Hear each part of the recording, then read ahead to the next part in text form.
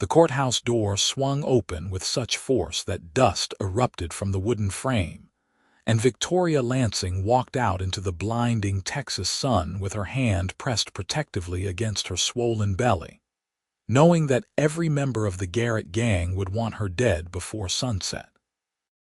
She had done it. She had looked Marshall Hargrove in the eye and told him everything. How she had seen Billy Garrett and his brothers murder the stagecoach driver outside Bandera back in April of 1882. How they had laughed about it afterward in the saloon where she worked, not knowing she was in the back room taking inventory. How Billy had threatened her when he caught her listening, promising that if she ever spoke a word, he would gut her like a fish and leave her for the buzzards. But Victoria was tired of being afraid, tired of watching men like the Garretts terrorize good people. And when Marshall Hargrove had come asking questions, when he had looked at her with those honest eyes and promised he would protect her, she had made her choice. The baby growing inside her deserved to be born into a world where justice meant something, even if that world was as harsh and unforgiving as West Texas in the summer heat. The courthouse steps felt like they stretched on forever as she descended them. Bandera was a small town, barely 300 souls, and every single one of them seemed to be watching her now. The verdict would not come until tomorrow, but everyone knew what her testimony meant. The Garretts had 3 brothers still riding free, and they would not let this stand. Victoria pulled her shawl tighter despite the oppressive heat. She was 22 years old, 5 months pregnant, and suddenly very aware that she might not live to see 23.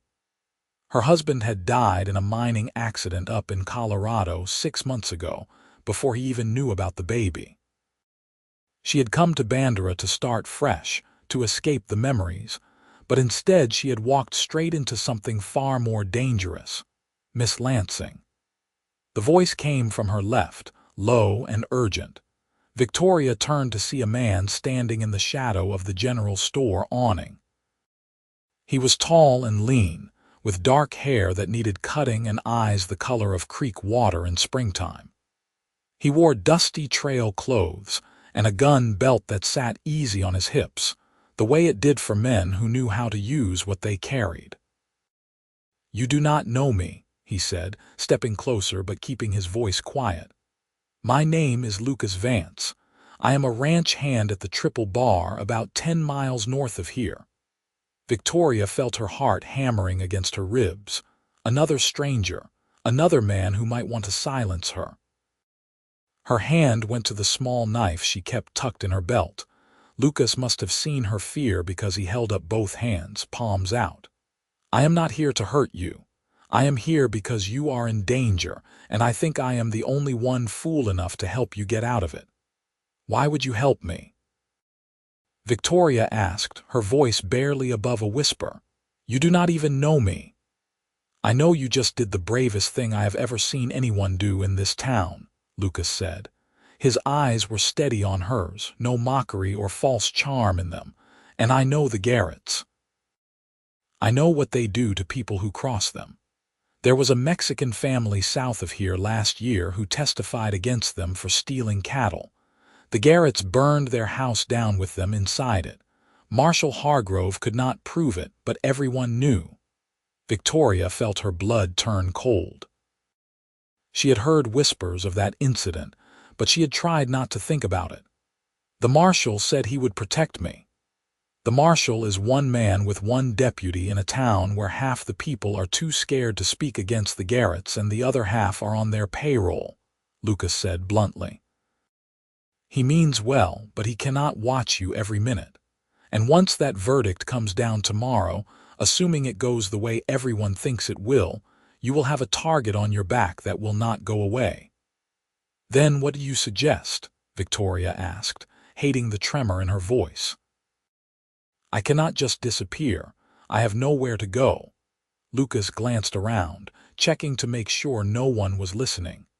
"I have been thinking about this since I heard you were testifying. There is a town called San Felipe about 80 miles west of here. It is bigger than Bandera, and the law there is solid.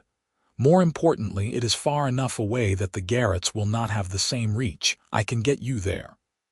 "When?" Victoria asked. "Tonight, before the verdict comes down, before they have a chance to organize." Victoria stared at him.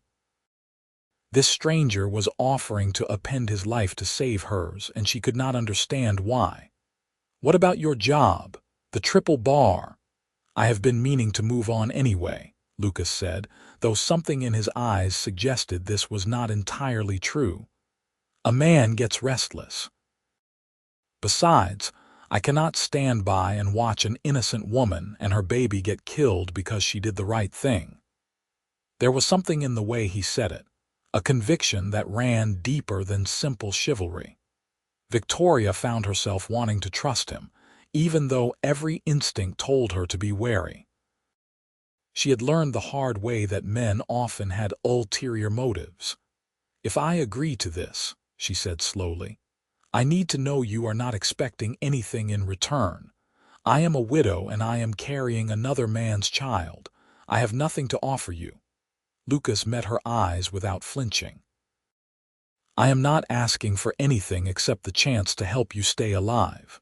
What happens after we get to San Felipe is up to you. You can go your own way and I will go mine. But right now, Miss Lansing, you need to make a choice, because time is running out." Victoria looked back at the courthouse. Through the window, she could see Marshal Hargrove speaking with the judge. Good men, both of them, but Lucas was right. They could not protect her forever, and if something happened to her, her baby would never have a chance at life. "What time tonight?" she asked. "Midnight. There is an old barn at the east edge of town, near the creek. Meet me there with whatever you can carry. We will ride west, stay off the main roads. It will take us 3, maybe 4 days to reach San Felipe if we push hard." 4 days is a long time on the trail for a pregnant woman, Victoria said. "I know," Lucas replied, "but it is better than the alternative." He was right, and they both knew it. Victoria nodded slowly. "Midnight, I will be there." Lucas tipped his hat to her and melted back into the shadows between buildings. Victoria watched him go, wondering if she had just made a brilliant decision or a fatal mistake. But she did not have time to second-guess herself. She had preparations to make. The rest of the day passed in a blur of quiet activity. Victoria returned to her boarding room at Mrs. Henderson's house and began packing her few belongings. A change of clothes, some dried food she had been saving, the small amount of money she had left from selling her husband's mining equipment. It all fit into one worn carpetbag that had seen better days. Mrs. Henderson knocked on her door around supper time. The older woman was kind but nervous, and Victoria could see the fear in her eyes. "I heard what you did today," Mrs. Henderson said quietly. "That was very brave, dear. But I need to ask you to find other accommodations. I have grandchildren in this town, and I cannot risk having the Garretts angry with me." Victoria felt a pang of hurt, but she understood. "I will be gone by morning," she promised. Mrs. Henderson looked relieved and guilty at the same time. She pressed a small package wrapped in cloth into Victoria's hands. "Some cornbread and salt pork for your journey, wherever you are going." So people already knew she would be running. Victoria wondered how long it would take for that information to reach the wrong ears. She thanked Mrs. Henderson and finished her packing as quickly as she could. The hours until midnight crawled by with agonizing slowness. Victoria sat by her window, watching the street below. She saw the normal evening activity of a small town: men heading to the saloons, families finishing their dinners, children being called inside. But she also saw other things: men on horseback who did not belong, strangers watching the boarding house. The Garretts were already moving. At 11:15, Victoria slipped out the back door of the boarding house with her bag and made her way through the dark streets of Bandera. The moon was half full, providing just enough light to see by.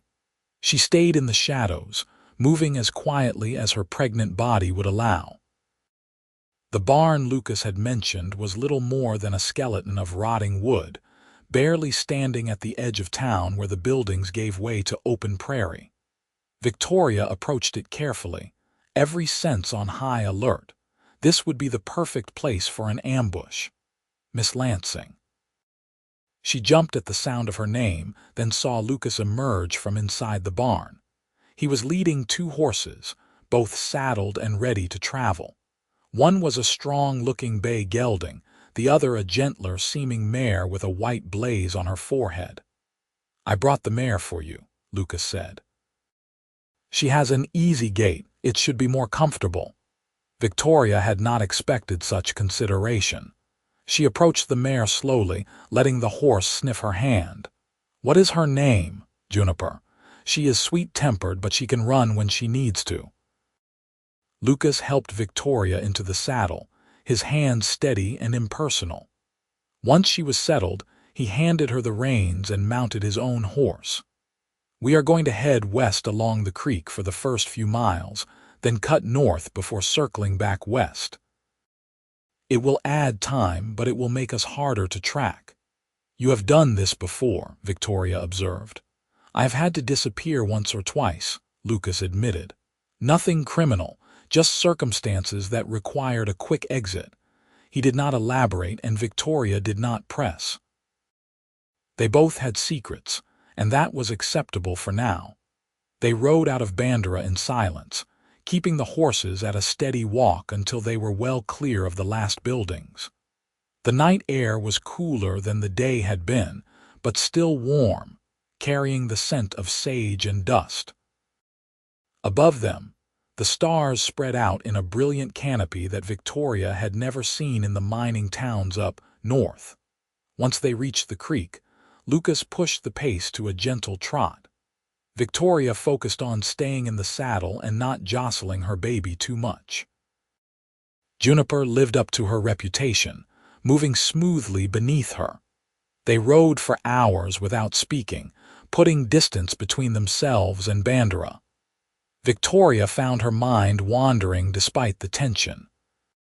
She thought about the testimony she had given, the look on Billy Garrett's face when she had pointed at him, and said she had seen him pull the trigger. She thought about her dead husband, Thomas, who had been a good man but not a particularly brave one. He would have told her to keep her head down, to stay silent. But Victoria was done being silent. Her baby would know that its mother had stood up for what was right, even when it was terrifying. As the sky began to lighten with the first hints of dawn, Lucas finally called for a halt. They were in a small canyon with steep rock walls on 3 sides, and a cluster of cottonwood trees near a thin stream provided cover. "We will rest here for a few hours," Lucas said, dismounting. "The horses need water and rest, and so do you." Victoria climbed down from Juniper with considerably less grace than Lucas had shown. Her legs were shaky and her back ached from the hours in the saddle. Lucas caught her elbow as she stumbled, steadying her. "Are you all right?" he asked. "Just tired," Victoria said. "And not used to riding this long." Lucas helped her to a flat rock near the stream where she could sit. Then he set about tending the horses, removing their saddles and leading them to drink. Victoria watched him work, noting the easy efficiency of his movements. He was a man who was comfortable in wild places, who knew how to survive. When the horses were settled, Lucas pulled some dried meat and hardtack from his saddlebags and brought it over to Victoria. "It is not much, but it will keep your strength up." They ate in companionable silence as the sun rose higher, painting the canyon walls in shades of pink and gold. Victoria found herself studying Lucas more closely in the growing light. He was probably in his mid-20s, with a weathered face that suggested he had spent most of his life outdoors. There was a scar on his jaw, thin and white, and his hands were calloused from hard work. But his eyes were kind, and there was something gentle in the way he moved around her, careful not to crowd her or make her uncomfortable. "Can I ask you something?" Victoria said finally. Lucas looked up from the piece of jerky he was chewing. "Sure. Why are you really doing this? The truth." Lucas was quiet for a long moment. He stared out at the stream, his expression distant. "My sister," he said finally. "She was about your age when she died. There was a man in our town back in Missouri who would not leave her alone. He was rich and connected, and when she rejected him, he started spreading lies about her. Ruined her reputation. She could not take the shame of it, the way people looked at her. She hanged herself in our barn." Victoria felt her throat tighten. "Lucas, I am so sorry. I was only 16, too young to do anything about it, too young to protect her." Lucas's jaw tightened. The man who drove her to it never faced any consequences. People just forgot about it, moved on, but I never did. So when I heard about what you did, how you stood up in that courthouse despite being pregnant and alone and terrified, I knew I had to help. I could not save my sister, but maybe I could save you." The raw honesty in his words made Victoria's heart ache. She reached out and placed her hand over his. "Thank you for telling me that, and thank you for being here." Lucas looked down at her hand on his, and something shifted in his expression. Not discomfort, but awareness. He gently squeezed her fingers before pulling away. "We should rest. I want to ride again in a few hours, put more distance between us and Bandera before they figure out which direction we went." Victoria nodded and settled herself more comfortably against the rock. Despite her exhaustion, she found it hard to sleep. Every sound made her jump, convinced it was the Garretts catching up to them. But Lucas sat watch, his rifle across his lap, and eventually the combination of weariness and the sense of his protection allowed her to doze. She woke to Lucas gently shaking her shoulder. "We need to move," he said quietly. "I saw dust on the horizon. Could be nothing, but I do not want to take chances." They saddled up quickly and rode out of the canyon, heading west across open prairie. The afternoon sun beat down on them mercilessly, and Victoria felt sweat soaking through her dress. Her back ached, and the baby seemed to be pressing against her bladder with increasing urgency. But she did not complain. If the Garretts were behind them, comfort was the least of her concerns. As evening approached, they stopped briefly at a small creek to water the horses and refill their canteens. Victoria dismounted and walked a short distance away to relieve herself, grateful for even that small moment of privacy. When she returned, she found Lucas studying the horizon with a worried expression. "What is it?" she asked. "We are being followed. 3 riders, maybe 4. They are staying back, but they are definitely tracking us." Victoria's blood ran cold. "How far?" "A few miles. They will catch up to us by nightfall if we keep this pace, and I do not want to push the horses too hard in this heat. We need to find a place to make a stand or somewhere to hide." "There is nowhere to hide out here," Victoria said, looking at the endless expanse of prairie around them. "Not here," Lucas agreed. "But there is a settlement about 10 miles north. It is barely a town, just a trading post and a few houses, but there will be people there. The Garretts might think twice about starting trouble if there are witnesses. Or they might not care," Victoria said grimly. "It is still our best option," Lucas said. He helped her back onto Juniper, and they set off at a faster pace, pushing the horses harder than Lucas had wanted to. The sun was setting in a blaze of orange and purple when they finally saw the settlement Lucas had mentioned. It was even smaller than he had described, barely more than a handful of rough buildings clustered around a well. But there was smoke rising from chimneys, which meant people. They rode straight to the trading post, a weathered structure with a faded sign that read Murphy's.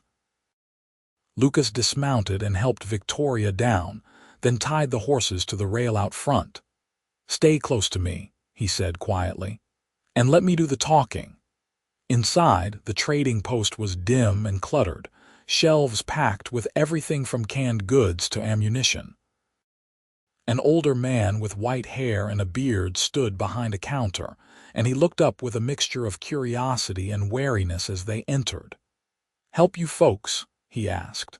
"We need supplies and a place to stay for the night," Lucas said. "We have money." The old man's eyes flicked to Victoria's pregnant belly, then back to Lucas. "You running from something?" "Yes," Lucas said bluntly.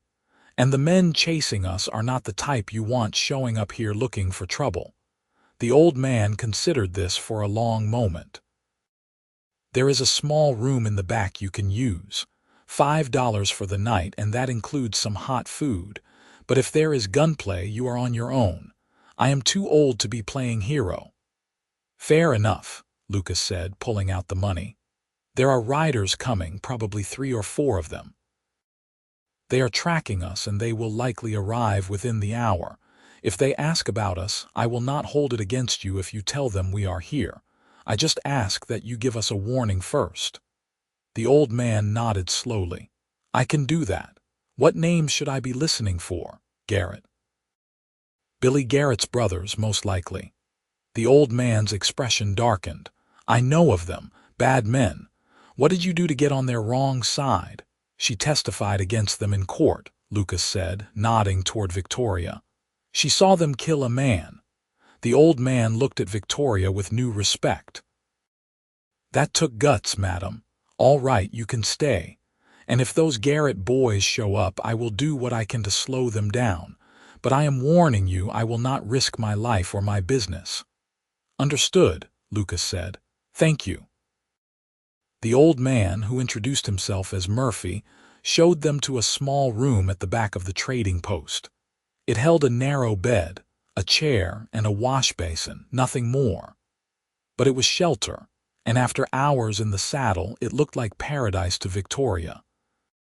Murphy brought them plates of beans and cornbread, along with strong coffee.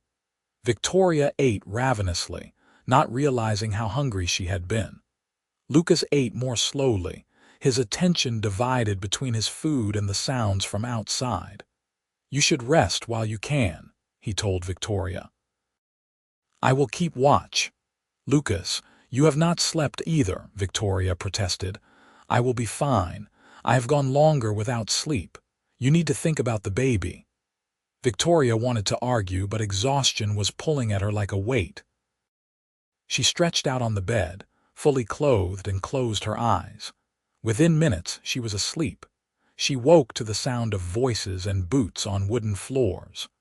Her eyes flew open, and she saw Lucas standing by the door, his hand on his gun. Pale moonlight filtered through the single small window. "Stay quiet," Lucas whispered.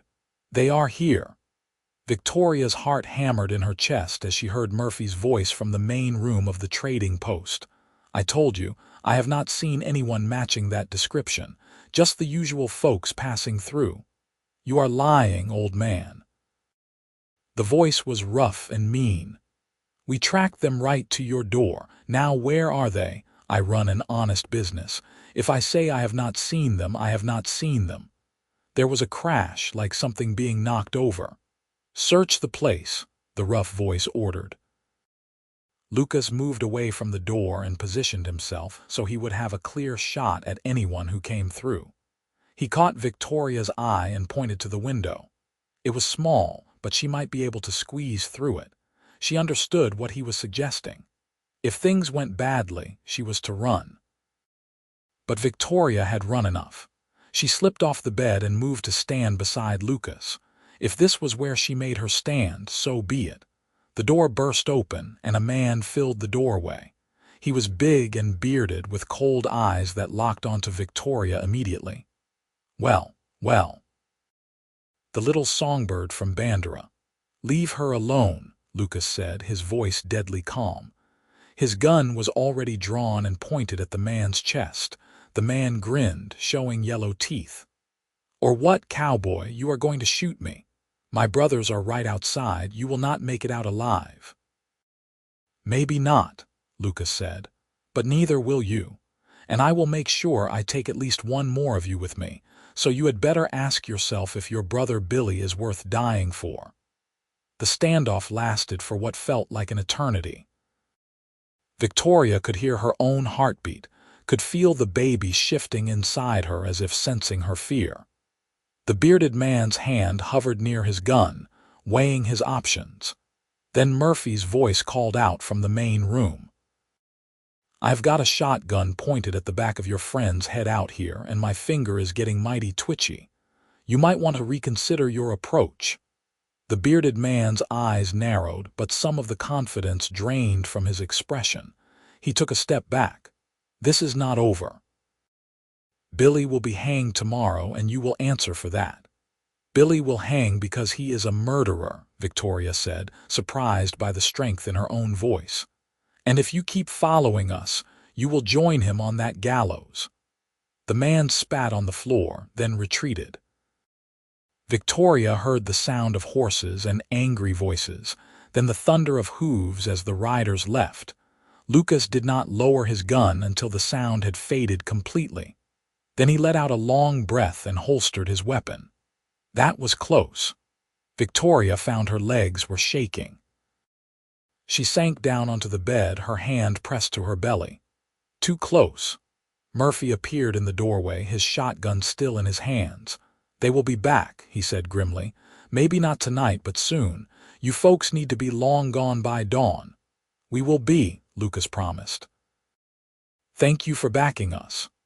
"I do not like bullies," Murphy said.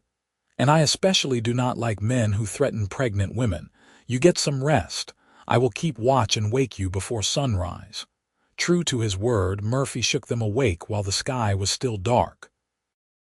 Lucas saddled the horses while Victoria splashed water on her face and tried to prepare herself for another day of hard riding. Her body ached in places she had not known she could ache, and the baby was moving constantly, as if protesting the rough treatment. They left the settlement as the first pink light touched the eastern horizon. Lucas set a punishing pace, and Victoria gritted her teeth and kept up. They had to reach San Felipe. It was their only hope.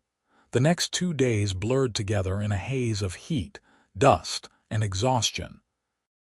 They rode from before dawn until after dark, stopping only to rest the horses and grab a few hours of sleep.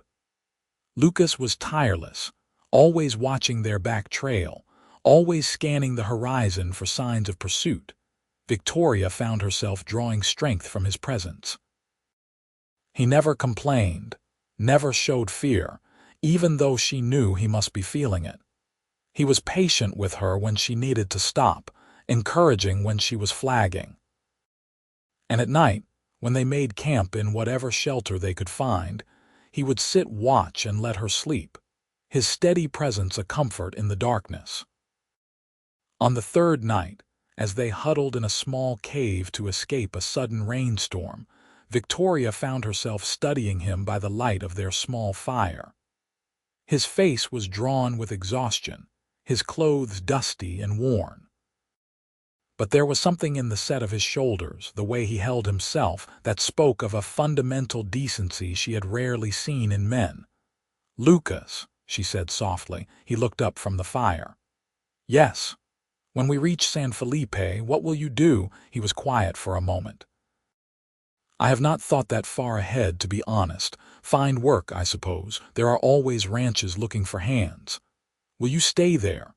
"In San Felipe, I do not know," he admitted. "Why?" Victoria hesitated, then forged ahead. "Because I would like you to stay, at least for a while." "I know I have no right to ask that of you. You have already done so much. But I feel safe with you, Lucas. And I do not want to face whatever comes next alone." Lucas's expression softened. He moved closer, sitting beside her. "Victoria, you do not have to face anything alone." "I meant what I said back in Bandera. I am seeing this through, and if you want me to stay in San Felipe, then that is what I will do." Relief flooded through Victoria, so powerful it almost made her cry. "Thank you," she whispered. Lucas reached out and gently took her hand. His palm was warm and calloused against hers. "You are the bravest person I have ever met," he said quietly. "Most people would have crumbled under what you have been through, but you keep going. You keep fighting. Your baby is lucky to have you as a mother." Victoria felt tears slip down her cheeks. "I do not feel brave. I feel terrified most of the time." "That is what bravery is," Lucas said. "Being terrified and doing what needs to be done anyway." They sat together in the firelight, hands linked, listening to the rain outside. And for the first time since leaving Bandera, Victoria felt something other than fear. She felt hope. They reached San Felipe late in the afternoon of the fourth day. It was indeed larger than Bandera, a proper town with a main street lined with shops and businesses. The courthouse was an impressive two-story building, and Victoria could see a church steeple rising above the other structures. It looked like civilization, like safety. Lucas led them to a hotel, a respectable-looking establishment called the Alamo House. Inside, the lobby was cool and clean with polished wood floors and curtains on the windows. A middle-aged woman stood behind the desk, and she smiled at them warmly. "Welcome to the Alamo House. How can I help you?" "We need 2 rooms," Lucas said, then glanced at Victoria. "Unless you would prefer to share to save money." Victoria appreciated that he was giving her the choice, not making assumptions. 2 rooms, she said firmly. She trusted Lucas, but she also knew how quickly rumors could spread, and she did not want to damage either of their reputations. 2 rooms it is, the woman said cheerfully. She introduced herself as Mrs. Davis and provided them with keys to adjoining rooms on the 2nd floor. "Will you be staying long?" "We are not sure yet," Victoria said. "We are looking to settle here, perhaps." "Well, you have come to the right place," Mrs. Davis said. "San Felipe is a good town with good people. We have a doctor, a school, and several churches. Whatever you need, you will find it here." The rooms were simple but comfortable, with real beds and clean linens. Victoria sank onto her bed with a groan of relief. Her entire body felt like one giant bruise, and she was fairly certain she would never want to see a horse again. There was a knock on the connecting door between the rooms. "Come in," Victoria called. Lucas entered, looking as tired as she felt. "I am going to go speak with the sheriff, let him know about the situation with the Garretts. He should be aware in case they follow us here." "You want me to come with you?" Victoria asked. "No, you rest. I will handle it." Lucas paused. "Victoria, we made it. We are safe here." "Are we?" Victoria asked quietly. "The Garretts are not going to just give up." "Maybe not," Lucas admitted. "But here there is actual law. Here you are not alone and unprotected. That makes all the difference." After Lucas left, Victoria forced herself to get up and wash some of the trail dust off her face and arms. The water in the basin was cool and refreshing. She changed into her one clean dress and brushed out her hair, which had become a tangled mess from days under a hat and in the wind. She was just finishing when Lucas returned, accompanied by a tall man with a silver star pinned to his vest. The sheriff was in his 40s, with gray threading through his dark hair and sharp, intelligent eyes. "Miss Lansing, this is Sheriff Coleman," Lucas said. "I have explained the situation to him." Sheriff Coleman tipped his hat to Victoria. "Madam, Mr. Vance here tells me you testified against the Garrett gang back in Bandera. That was a courageous thing to do." "It was the right thing to do," Victoria said, "but it has put us both in danger." "I understand. I have sent a telegram to Marshal Hargrove in Bandera to confirm your story and to find out the outcome of the trial. In the meantime, I want you to know that San Felipe does not tolerate lawlessness. If the Garretts or anyone else tries to cause trouble here, they will answer to me and my deputies." "Thank you, Sheriff," Victoria said, feeling some of the tension ease from her shoulders. I also want you to report to me immediately if you see anyone suspicious or if you feel threatened in any way, Sheriff Coleman continued. We look after our own here, and as of now, you are both under my protection. After the sheriff left, Lucas and Victoria went down to the hotel dining room for their first real meal in days. The food was simple but delicious. Roast chicken, potatoes, fresh bread, and apple pie for dessert. Victoria ate until she thought she might burst, and the baby seemed to settle contentedly. What do we do now?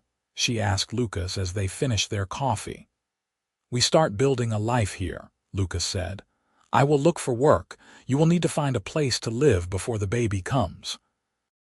Maybe we can find you a position somewhere if you are up to working. I need to work, Victoria said. I do not have enough money to last long, even with what my husband left me. What kind of work did you do before? Lucas asked. I was a seamstress back in Colorado. And I worked in the saloon in Bandera, but only as a waitress, nothing else. She said the last part firmly, wanting to make sure there was no misunderstanding. A seamstress, Lucas said thoughtfully. That is a good skill. I saw a dress shop on the main street. Maybe they are hiring. Over the next few days, they settled into a routine. Lucas found work at a ranch just outside of town, similar to what he had done in Bandera. The owner, a man named Hector Santiago, was willing to hire him based on his experience and gave him every Sunday off. Victoria visited the dress shop Lucas had mentioned and was delighted to find that the owner, a kind woman named Sarah Mitchell, was indeed looking for help. I am getting too old to do all the detailed work myself, Sarah explained, and business has been good. Can you show me your stitching? Victoria demonstrated her technique, and Sarah hired her on the spot. You can start next week. That will give you time to get fully settled. And do not worry about the baby. We will work around that when the time comes. For the first time in months, Victoria felt like things were falling into place. She found a small house to rent on the edge of town, just 2 rooms and a kitchen, but it was clean and affordable. Lucas helped her move in the few belongings she had, and even contributed some money toward her first month's rent, despite her protests. Consider it a loan, he said. You can pay me back when you are on your feet. But Victoria knew she probably would never be able to pay him back fully, not for the money and certainly not for her life. Lucas had given her everything, asking for nothing in return. The telegram from Bandera came a week after they arrived in San Felipe. Sheriff Coleman brought it to Victoria at the dress shop, and she read it with trembling hands. Billy Garrett had been found guilty and hanged 3 days ago.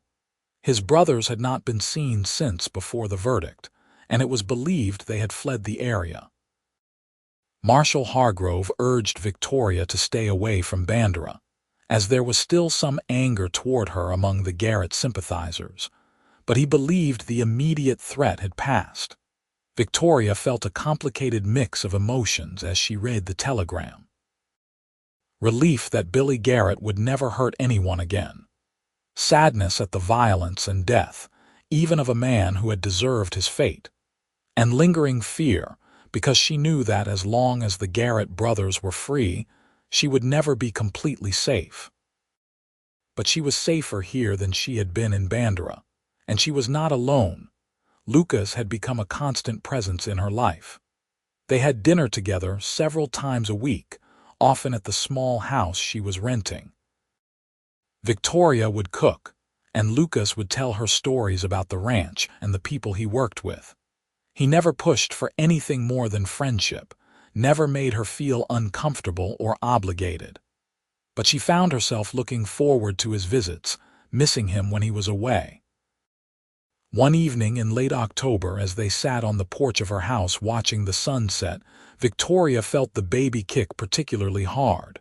She gasped and pressed her hand to her belly. "Are you all right?" Lucas asked immediately, his face full of concern. "I am fine." The baby is just very active tonight, she smiled. Do you want to feel? Lucas hesitated. Are you sure? I am sure. He moved closer and carefully placed his hand where hers had been. His eyes widened as he felt the baby move beneath his palm. That is amazing, he whispered. That is a whole person in there. A person who is going to be a very good kicker, I think, Victoria said with a laugh. Lucas kept his hand there for a moment longer, then pulled away, but something had changed in his expression. Victoria, can I ask you something? Of course. What was your husband like, if you do not mind talking about him? Victoria was quiet for a moment, gathering her thoughts. Thomas was a good man, steady, reliable.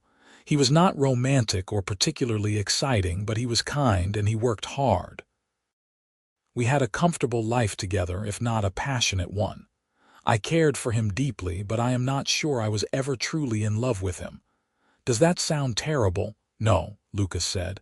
It sounds honest. I wish he had lived to meet his child, Victoria continued. But I also wonder if he would have been a good father.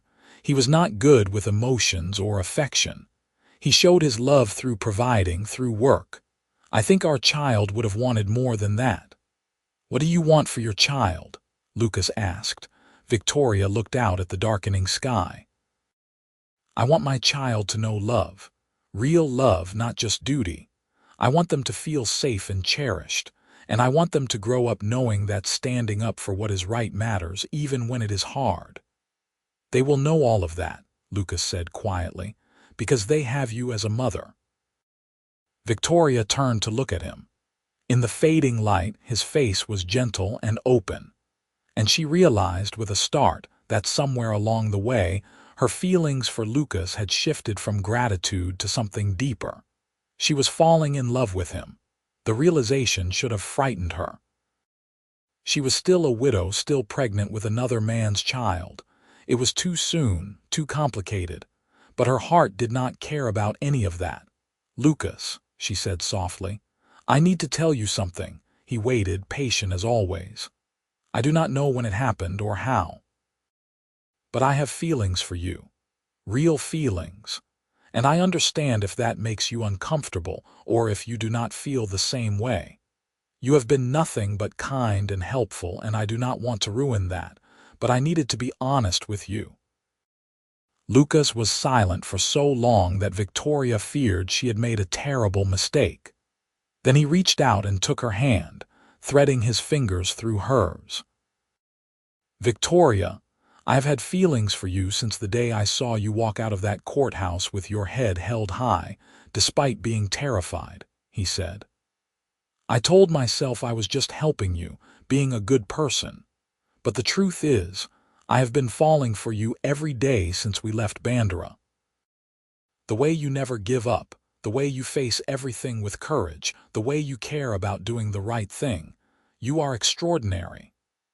I am pregnant with another man's baby, Victoria pointed out, needing him to understand the full reality. I know.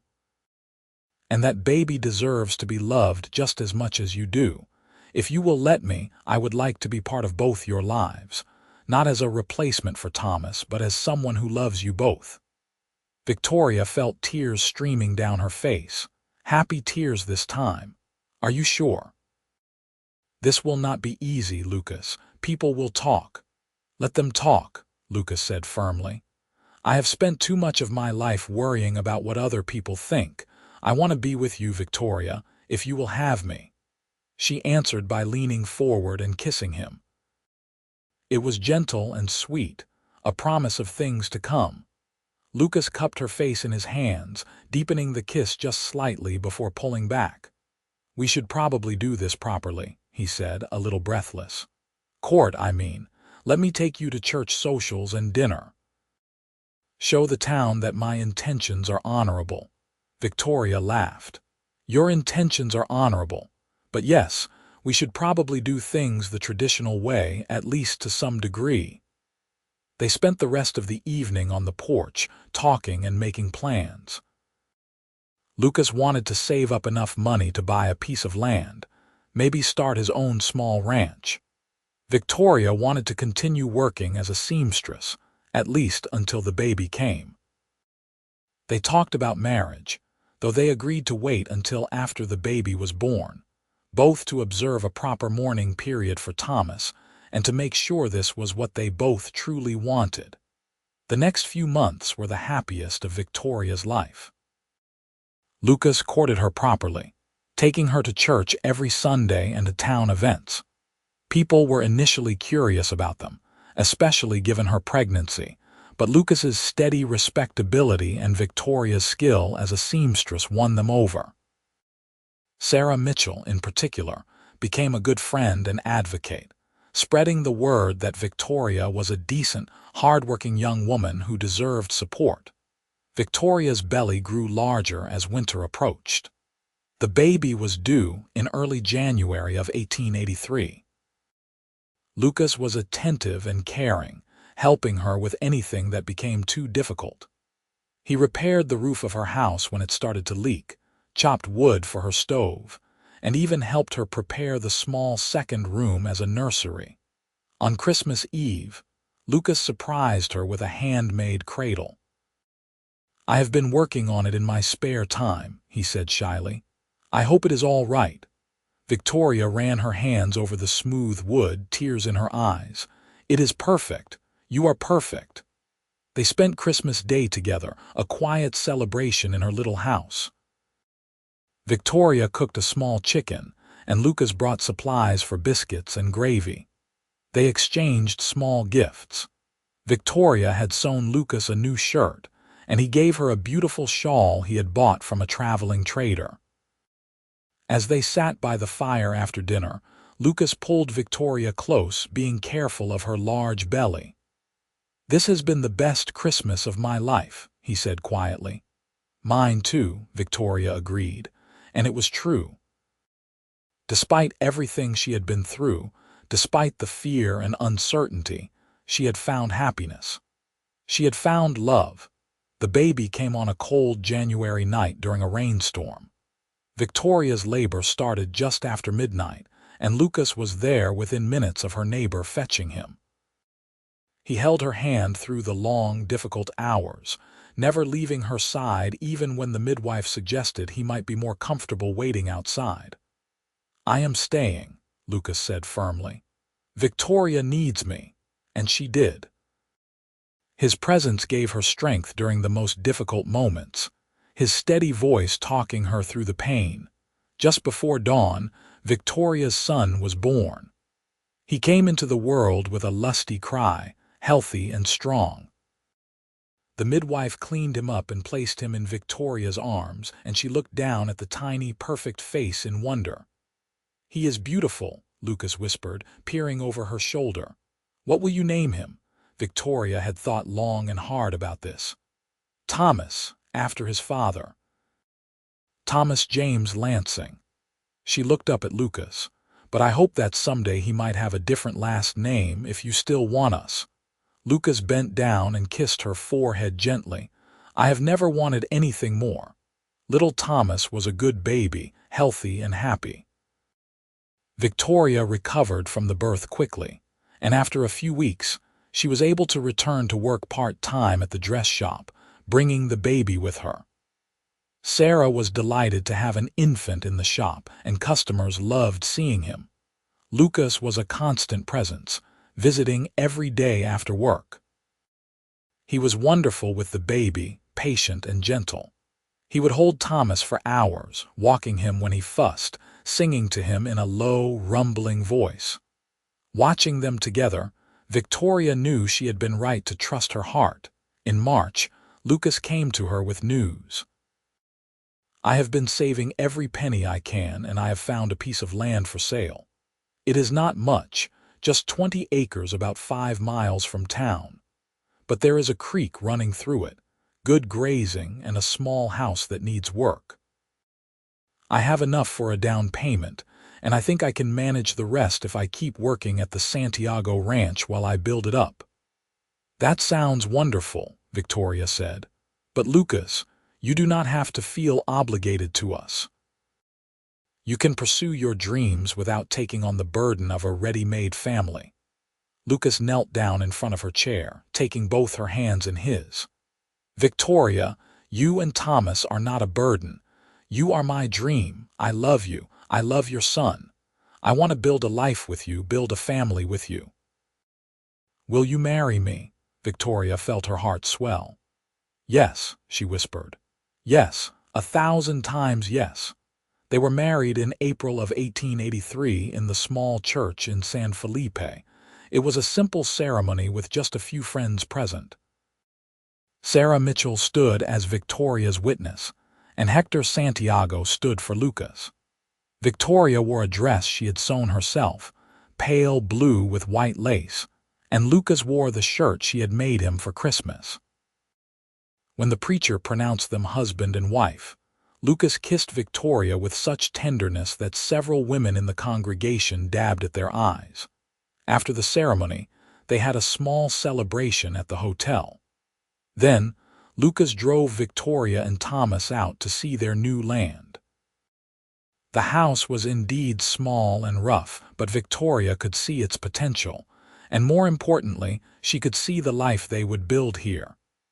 It is perfect, she told Lucas. We will make it a real home.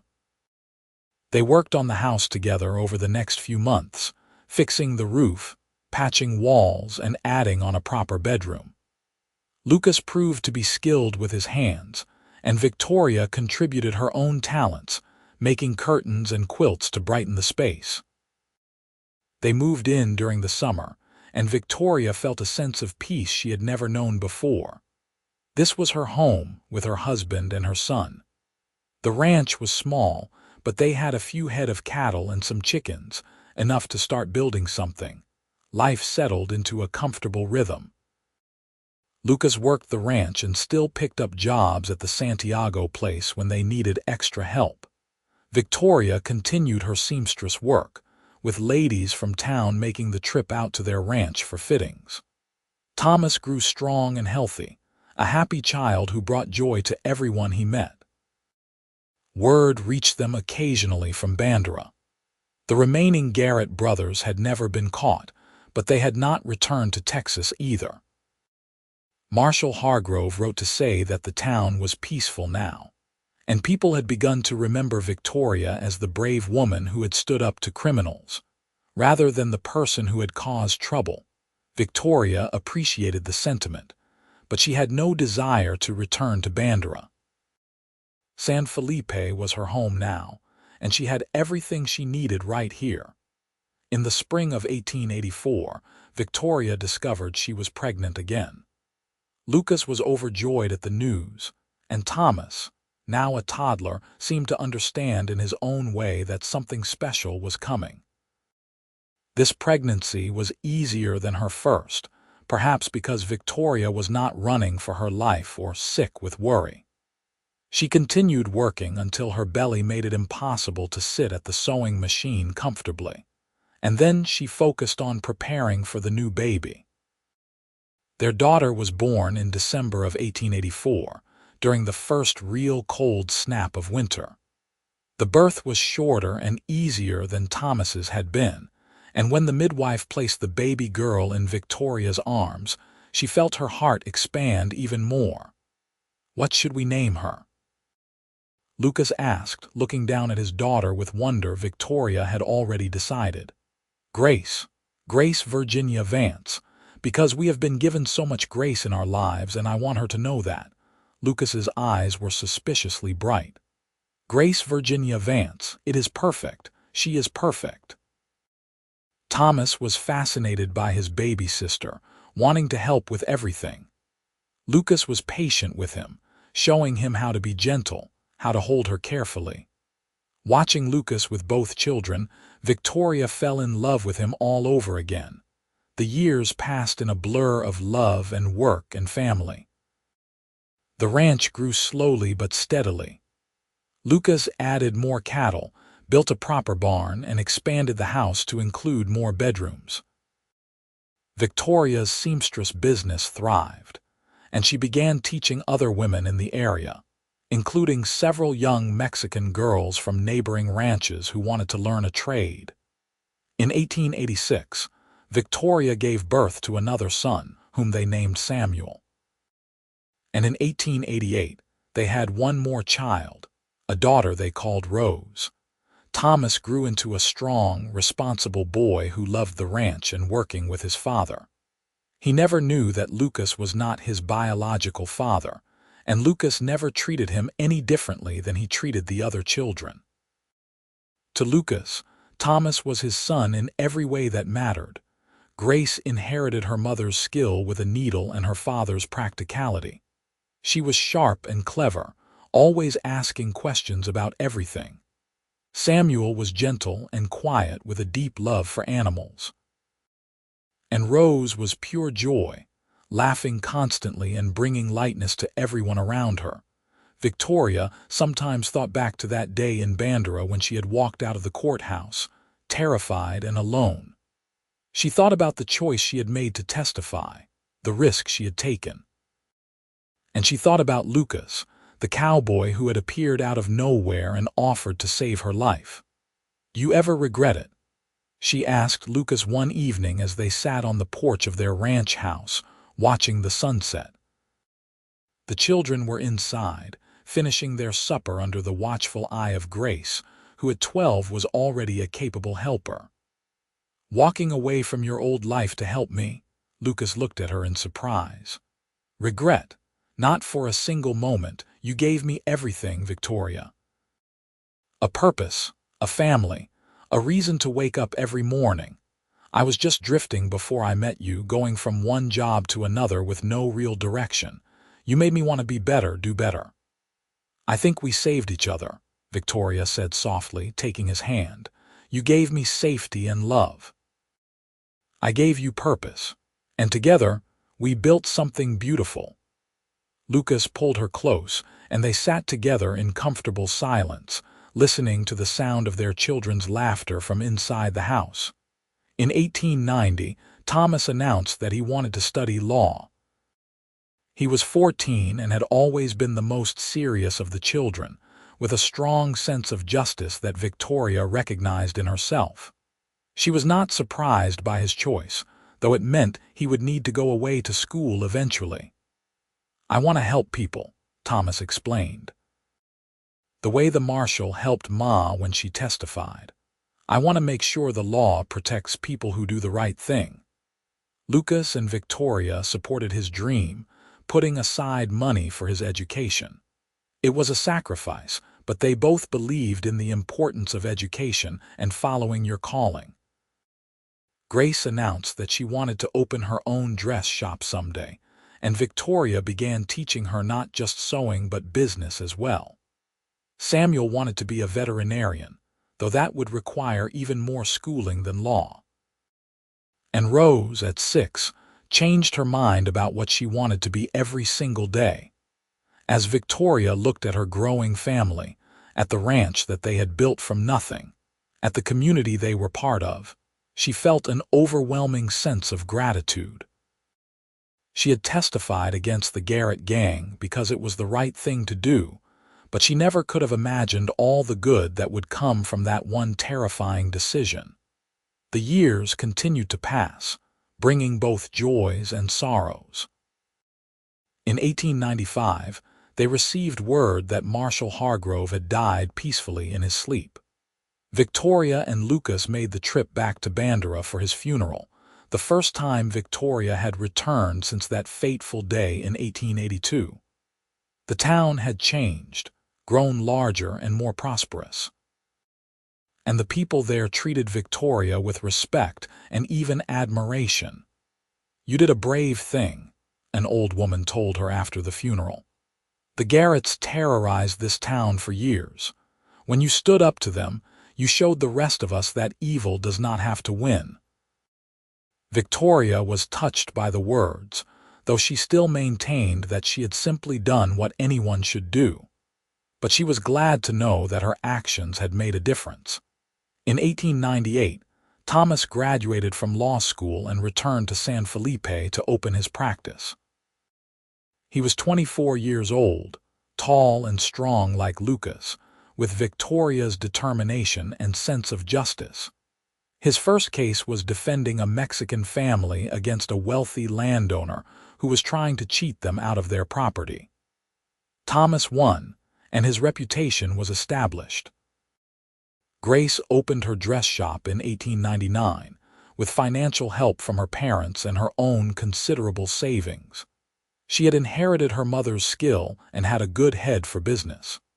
Within a year, she had more customers than she could handle and had to hire 2 assistants. Samuel left for veterinary school in 1900, and Rose surprised everyone by becoming a schoolteacher. She was engaged to a nice young man from a neighboring ranch, and they planned to marry in the spring of 1902.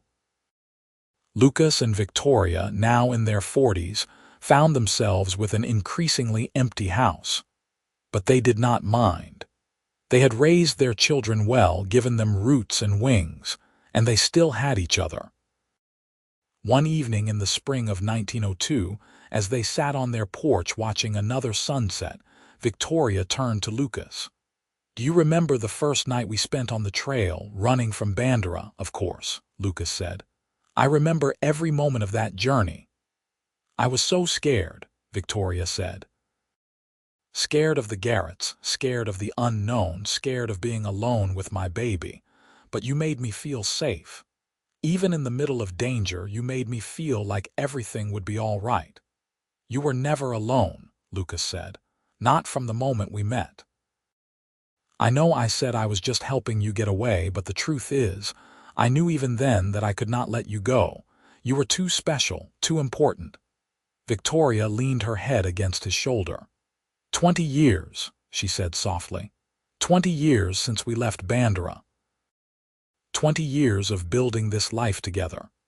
The best 20 years of my life, Lucas said, and I hope we have 20 more. They did have more years together, many more. They saw all their children marry and have children of their own. Thomas became a respected judge. Grace expanded her dress shop into a full clothing store. Samuel became the most sought-after veterinarian in 3 counties, and Rose had 5 children and remained one of the most beloved teachers in San Felipe. Lucas and Victoria grew old together, their hair turning gray, their hands becoming gnarled with age. But their love never diminished. If anything, it grew stronger with each passing year, deepened by shared experiences and mutual respect. In 1920, Lucas passed away peacefully in his sleep at the age of 63. He had lived a full, rich life, surrounded by family and love. Victoria mourned him deeply, but she also celebrated the gift they had been given all those years together. She lived for another 5 years, spending her time with her children and grandchildren, telling them stories about the old days, about the Wild West, about the time she had testified against a gang and a brave cowboy had ridden her out of town before the verdict fell.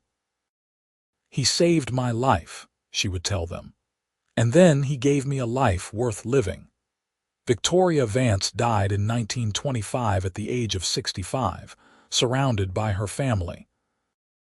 Her obituary in the San Felipe newspaper described her as a pioneering woman, a skilled seamstress, a devoted mother and grandmother, and a person who had stood up for justice when it mattered most. But to those who knew her best, she was simply Victoria, a woman who had faced her fears and found love in the most unexpected place. She was buried next to Lucas on a hill overlooking their ranch, the land they had built together. And at her funeral, attended by more than 200 people, Thomas spoke about his mother and the man who had raised him. "My mother taught me that doing the right thing is not always easy, but it is always worth it," he said. "And my father taught me that true love means showing up every single day and choosing to be there for the people you care about." Together, they built a family and a legacy that will continue for generations, and I am proud to be their son. After the funeral, The entire family gathered at the ranch house that Lucas and Victoria had built so many years ago. They shared stories and memories, laughed and cried together. And as the sun set over the Texas hills, painting the sky in shades of gold and pink, they all felt the presence of Lucas and Victoria, still together, still watching over the family they had created.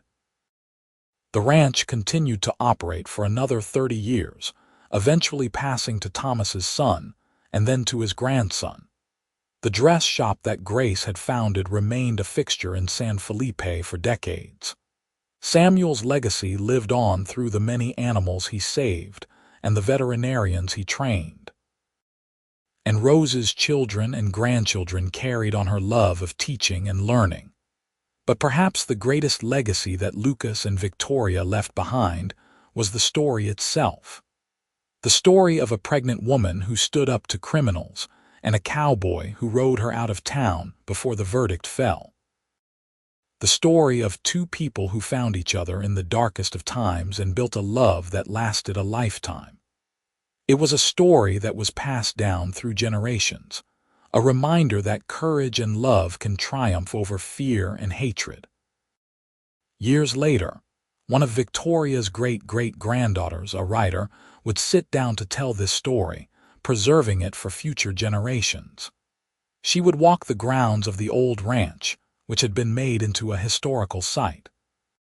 She would stand in the place where Lucas and Victoria had built their home and raised their family. And she would feel the echo of their love, still strong after all these years. The story of Victoria and Lucas became part of the history of San Felipe, Texas. School children learned about the woman who testified against the Garrett gang. Historians wrote about the impact of that testimony on law enforcement in rural Texas. But for those who knew the full story, it was about so much more than justice and courage. It was about a woman who had lost everything and found the strength to start over. It was about a man who had been adrift and found his purpose in protecting someone who needed him. It was about two people who should have been destroyed by circumstances, but instead found a way to thrive. In the end, Victoria Lansing and Lucas Vance had done exactly what they set out to do all those years ago when they rode out of Bandera in the dead of night. They had survived, they had built a life, and they had loved each other with a devotion that defied all odds. Their story was a testament to the resilience of the human spirit, to the power of love to heal and transform, and to the truth that sometimes the most unexpected encounters can change the course of a life forever. It was a story worth remembering, worth telling, worth passing down through the ages. And somewhere in the vast Texas sky, two spirits rode together still, forever bound by the choice they made on that desperate night in 1882, when a cowboy offered his hand to a frightened woman, and she chose to trust him. It was a choice that had led to everything, to safety, to love, to family, to a legacy that would endure long after they were gone. This was their story. A story of courage, of love, of survival, and of the unbreakable bond between two souls who found each other when they needed it most. A story that proved that even in the darkest times, hope can prevail, love can flourish, and two people can build something beautiful from the ashes of fear and desperation. Victoria and Lucas had ridden out of Bandera together, leaving behind danger and uncertainty. And they had arrived at a destination neither of them could have imagined, a life filled with purpose, joy, and love, a life that mattered, a life well lived, and in the end that was the greatest testament to their love and their courage. They had not just survived, they had thrived. They had created something lasting and meaningful. They had made a difference in the world, one choice at a time, one day at a time, one act of love at a time. Their story was complete, their journey finished. But the love they had shared, the family they had built, and the legacy they had created would continue forever. A bright light in the darkness, A reminder that goodness and love can triumph over evil and fear. Victoria Lansing and Lucas Vance. A pregnant woman and a cowboy. Two unlikely heroes who rode out of town before the verdict fell and into a future they built together, hand in hand, heart to heart, for all the days of their lives.